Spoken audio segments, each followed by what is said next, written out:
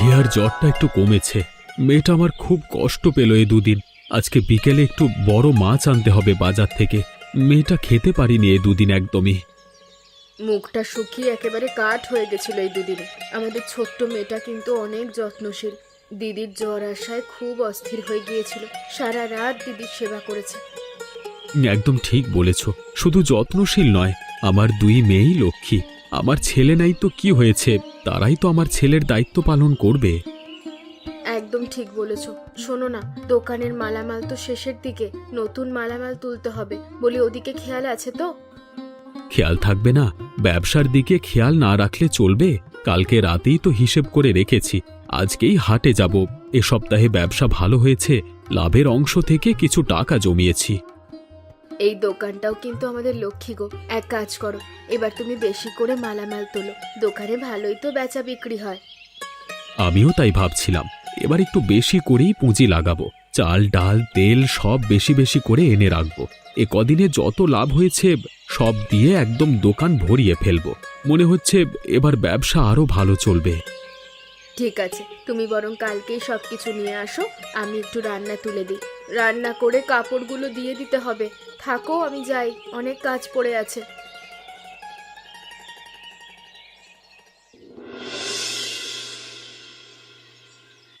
সারাদিন শুয়ে বসে না থেকে একটু কাজকর্ম করো, এইভাবে কি আর সংসার চলে? তেল চাল সব শেষের দিকে। আমার ভাগ্যটাই খারাপ। দেখো না, বাবা রতনকে তার সম্পত্তির বেশিটাই দিয়ে গেল। আজকে রতন দাদা কত উপার্জন করে। সম্পত্তি না হয় পেলে, কিন্তু রতন তো আর বসে নেই। সকাল থেকে রাত পর্যন্ত দোকানে খাটে। রতনের বউ দুদিন পর পর নতুন শাড়ি পরে, আর আমারই পোড়া কপাল। শুধু কি শাড়ি, আরে ওদের ঘরের চাল আটা পর্যন্ত পাল্টে ফেলেছে। হ্যাঁ, আর আমাদের এই ভাঙা দশা, এসবই ওই রতনের জন্য হয়েছে। ও যদি সব সম্পত্তি না পেত, তবে আমিও তো এতদিনে কিছু একটা করতে পারতাম। তোমার বাবার আর কতই বা সম্পত্তি, ওই বসত বাড়িটুকু আর দোকানের জায়গাটুকু। কিন্তু রতন দাদা আজ কর্মঠ বলে সে খুব ভালোভাবে সংসার চালাতে পারছে। ও কর্মঠ নয়, ও আমার ভাগ কেড়ে নিয়েছে। তাছাড়া বাবার সব নজর ছিল ওর দিকেই। আর এখন দেখো, ওর দোকানে দিনের পর দিন ভিড় লেগেই থাকে। ওর ভালো থাকাটা আমার কাছে কাঁটার মতো বিঁধছে জবা। কেন তুমি এরকম করছো? অন্যকে হিংসে করলে জীবনে উন্নতি করা যায় না। অন্যকে হিংসা না করে নিজের কাজে মন দাও। নিজের কাজ?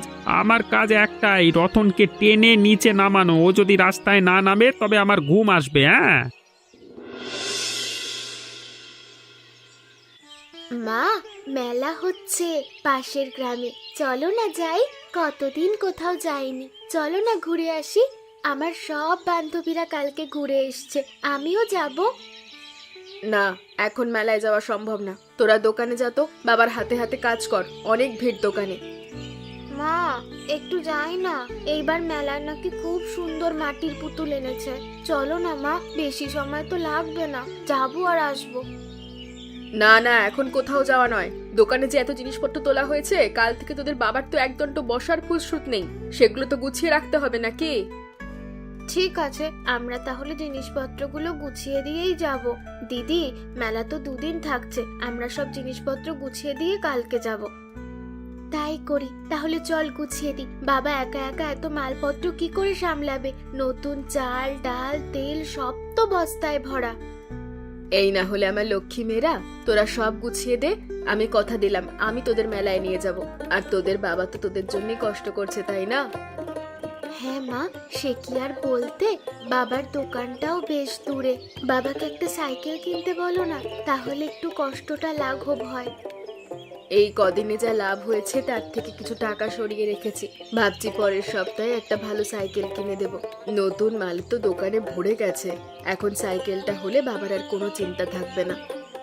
তাহলে তো বাবাকে আর হেঁটে হেঁটে কষ্ট করে যেতে হবে না। চলো বোন, আর দেরি না করে কাজে লেগে পড়ি। যত তাড়াতাড়ি গোছানো হবে তত তাড়াতাড়ি মেলায় যাওয়ার ব্যবস্থা হবে।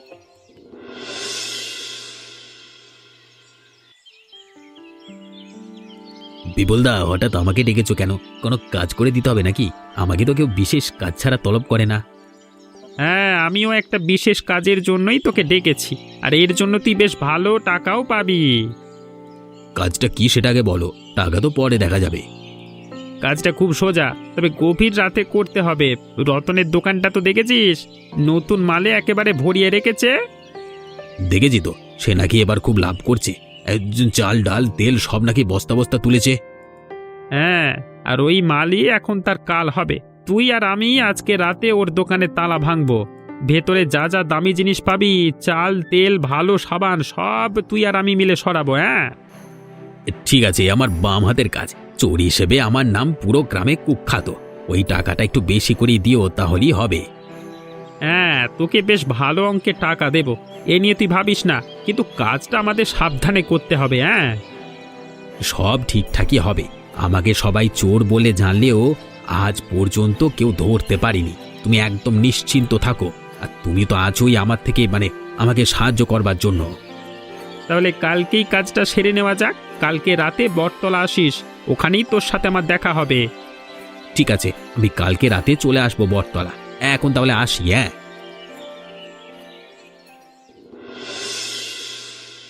কি হয়েছে গো? তোমার মুখটা এমন দেখাচ্ছে কেন? তোমার কি শরীর খারাপ করেছে?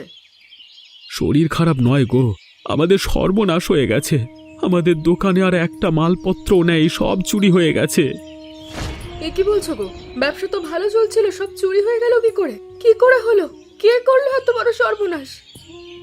জানি না গো, আজকে সকালে দোকান খুলতে গিয়ে দেখি তালা ভাঙা, ভেতরে সব খালি। চালের বস্তা, তেলের টিন, নতুন কেনা সাবান একটাও নেই। কেউ যেন রাতের আধারে সব লুটে নিয়ে গেছে। এ আমাদের কি পরীক্ষা নিচ্ছ? এত সুখ কি আমাদের সইল না? আমাদের মেয়েদের কি হবে? ওদের ভবিষ্যতের জন্য এত স্বপ্ন দেখলাম, সব কি শেষ হয়ে গেল? আমাদের সংসার চালানোই কঠিন হয়ে যাবে। সব পুঁজি ব্যবসাতে লাগিয়েছিলাম, আমরা নিঃস্ব হয়ে গেলাম একেবারে। তুমি ভেঙে পড়ো না, আমরা দুজনে আছি, আর আমাদের দুটো লক্ষ্মী মেয়ে আছে। ওরা নিশ্চয়ই একটা পথ দেখাবে। কিন্তু কে এই কাজ করলো গো? তোমার কাউকে সন্দেহ হচ্ছে? কাকে সন্দেহ করব বলো তো? তবে এ কাজ যে করেছে সে নিশ্চয়ই আমাদের ভালো দেখতে পারে না। এখন এসব ভেবে আর কি হবে? যা হওয়ার তো হয়ে গেছে, কিন্তু সামনে কি করব? আমারও তো একই চিন্তা। এই বয়সে ওদের মুখে হাসি ফোটানোর বদলে আমি কিনা ওদের মাথায় দুশ্চিন্তার ভার চাপিয়ে দিলাম।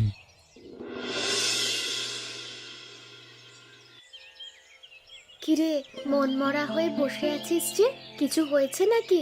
জল নিয়ে গিয়েছিলাম, যা ভিড়, দেরি হয়ে গেল অনেকটা। আমাদের অনেক বড় ক্ষতি হয়ে গেল রে দিদি। আমাদের সংসারটা এখন চলবে কি করে? কি হয়েছে বলবি তো নাকি? বাড়ি ফেরার পর দেখলাম বাবা ও মা মন খারাপ করে বসে আছে। বল তো কি হয়েছে? কাল রাতে নাকি কেউ দোকানের তালা ভেঙে সব মালপত্র চুরি করে নিয়ে গেছে। চাল ডাল তেল যা যা নতুন মাল তোলা হয়েছিল সব শেষ। বাবা এখন একেবারে নিঃস্ব। কি বলছিস? এত বড় ক্ষতি হয়ে গেল? এত কষ্ট করে বাবা এত পুঁজি লাগিয়েছিল, এই জন্যই মা বাবার মুখটা অমন শুকনো। হ্যাঁ দিদি, আমরা এখন কি করব? বাবা তো ভেঙে পড়েছে, আর এইভাবে বসে থাকলে তো চলবে না। এবার তো স্কুলের বেতন দেওয়াও কঠিন হয়ে যাবে। না, এভাবে ভেঙে পড়লে চলবে না। বাবার কষ্ট আর বাড়াতে পারবো না আমরা। আমাদেরকে কিছু একটা করতে হবে। আমরা তো আর ছোট নেই, এখন আমাদেরই সংসারের হাল ধরতে হবে। কিন্তু কি করব দিদি?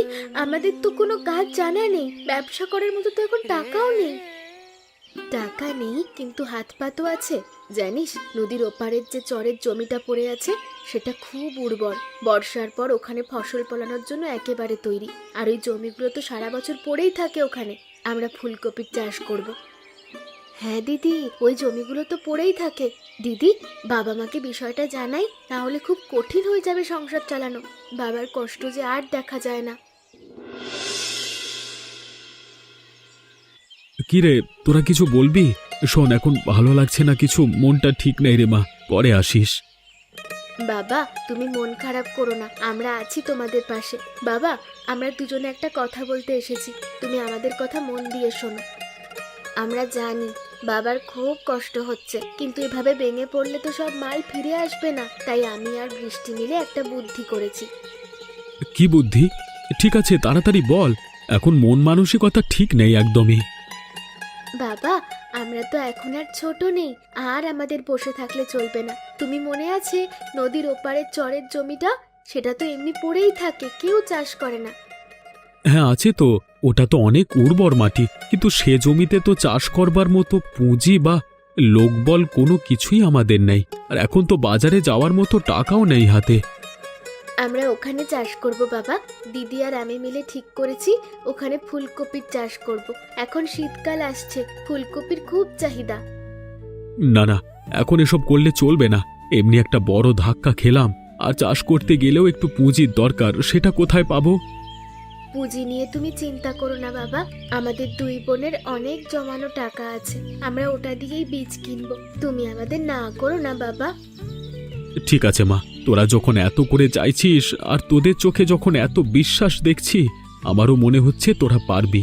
আমার দুই লক্ষ্মী মেয়ে, তোরাই আমার সাহস রে। ধন্যবাদ বাবা আমাদের উপর ভরসা রাখার জন্য। আমরা কালকেই কাজে লেগে যাব, তুমি একদম চিন্তা করো না বাবা, আমরা তো আছি।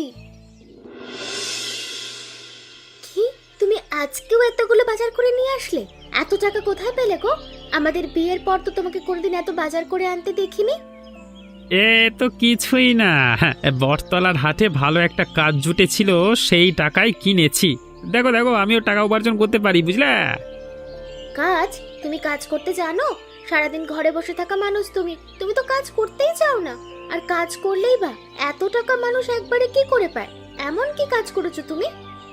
বেশি কথা বলো না তো, কাজ করেছি তাই টাকা পেয়েছি। তোমার কাজ হলো রান্না করা আর আমার সেবা করা, বুঝলে? এসব নিয়ে তোমাকে মাথা ঘামাতে হবে না। বাজারের ব্যাগগুলো ধরো। হুট করে এত টাকা কোথায় পেলে তুমি? আর আমি শুনলাম রতনদার দোকানে কাল রাতে নাকি সব চুরি হয়ে গেছে, তুমি কিছু করোনি তো? কি বলছো তুমি এসব? আমি চুরি করব কেন? আমাকে কি চোর মনে হয় তোমার? এই রতনের দোকানে চুরি হয়েছে তো আমি কি জানি? তোমার এই সন্দেহ বাতিকটা না ভালো নয় জবা।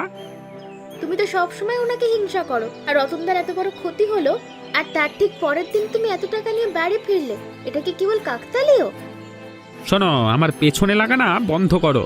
আমি টাকা এনেছি, তোমার তো খুশি হওয়া উচিত। তুমি শুধু শুধু আমাকে সন্দেহ করছো।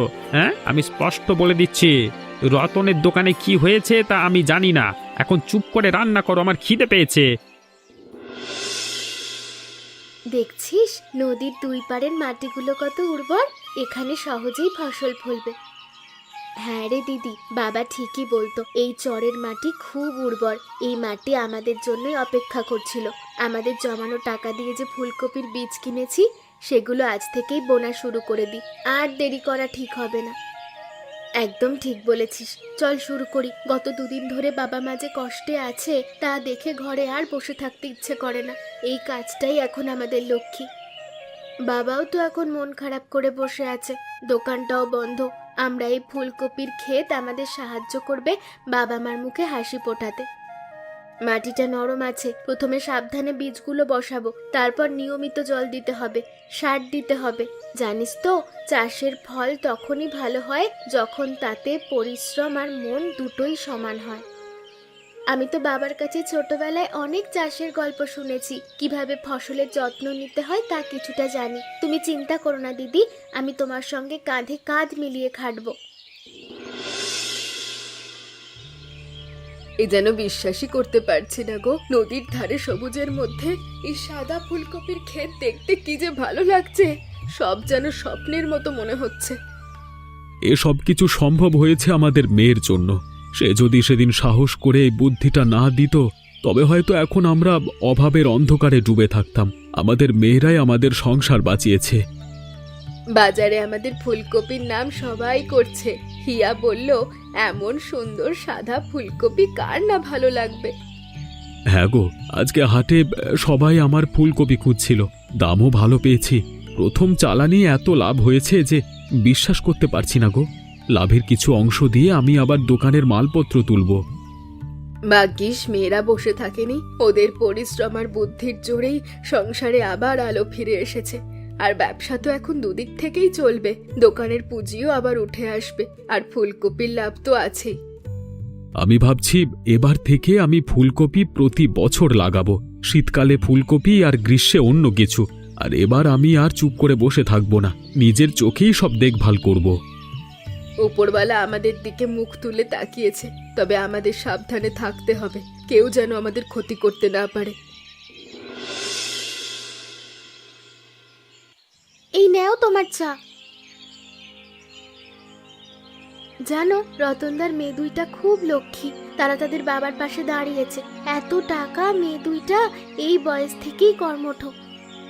আবার সেই রতনের কথা, সারা দিন শুধু রতনের উন্নতি, তার লক্ষ্মী মেয়েদের গল্প। এই শুনতে শুনতে আমার আর ভালো লাগে না। ওদের গল্প না করলে তোমার পেটের ভাত হজম হয় না, তাই না? তারা তো সত্যিই কঠোর পরিশ্রম করছে। তুমি তো সারাদিন বসে বসে অন্যের নিন্দা করো।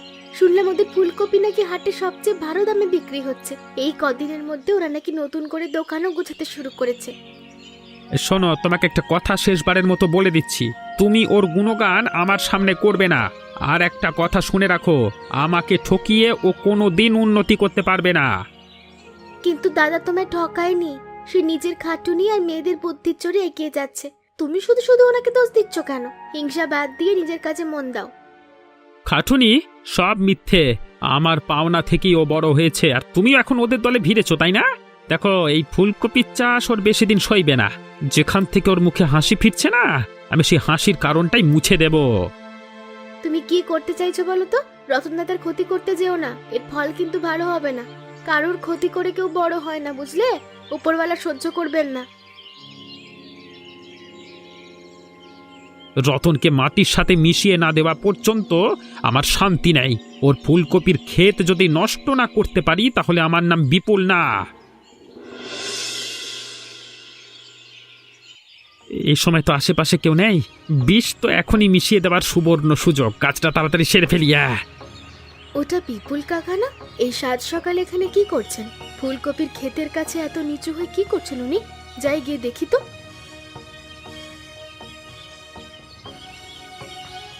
কাকা, আপনি এটা কি করছেন? কি মেশাচ্ছেন জলের সাথে? কি আছে বোতলে? বৃষ্টি, তুই এত সকালে এখানে? মানে আমি তো নদী থেকে একটু জল নিতে এসেছি রে। জল নিতে এসেছেন? কিন্তু কাকা, জলের রং এমন কেন? আর এই বিষের বোতলটা আপনার হাতে কেন? আমি জানি আপনি কি করতে এসেছেন। আপনি আমাদের ফুলকপির ক্ষেত নষ্ট করতে এসেছেন, তাই না? তুই চুপ কর। এসব কি বলছিস? আমি তোদের কোনো ক্ষতি করতে আসিনি। ভুল দেখেছিস তুই। বাড়িয়া বাড়িয়া। না কাকা, আমি আপনাকে যেতে দেব না। আপনি আমাদের সর্বনাশ করতে এসেছেন। বাবা, মা, সবাই এইদিকে এসো।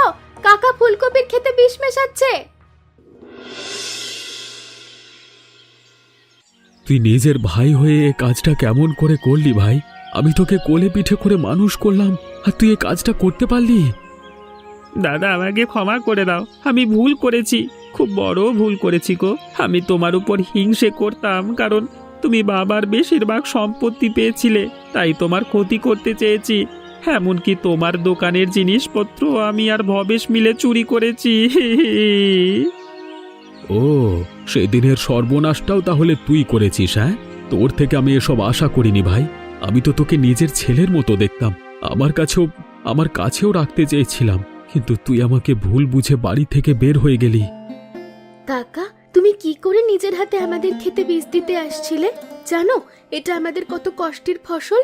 আমরা কত রাত জেগে এগুলো যত্ন নিয়েছি। তোমাকে তো পুলিশে দেওয়া উচিত।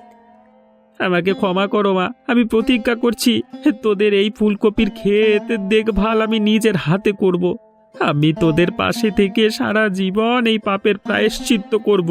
দয়া করে আমাকে পুলিশের হাতে তুলে দিও না দাদা। বিপুল, আমার মনে অনেক কষ্ট, তবে তোর অনুশোচনা দেখে মনে হচ্ছে তুই সত্যি বুঝতে পেরেছিস। আমি তোকে ক্ষমা করলাম। একবার না, দুবার ভুল করেছিস তুই, কিন্তু মনে রাখিস, তৃতীয়বার যেন এমন কিছু না ঘটে। আজকে আমি বুঝলাম, পাপ তার বাপকেও ছাড়ে না, আর পরিশ্রম, সাহস এবং বুদ্ধির মাধ্যমে যে কোনো প্রতিকূলতাকে জয় করা যায়। এখন থেকে আমরা সবাই একসাথেই থাকবো দাদা। এইরকম আরো গল্প পেতে চাইলে আমাদের চ্যানেলটিকে সাবস্ক্রাইব করুন।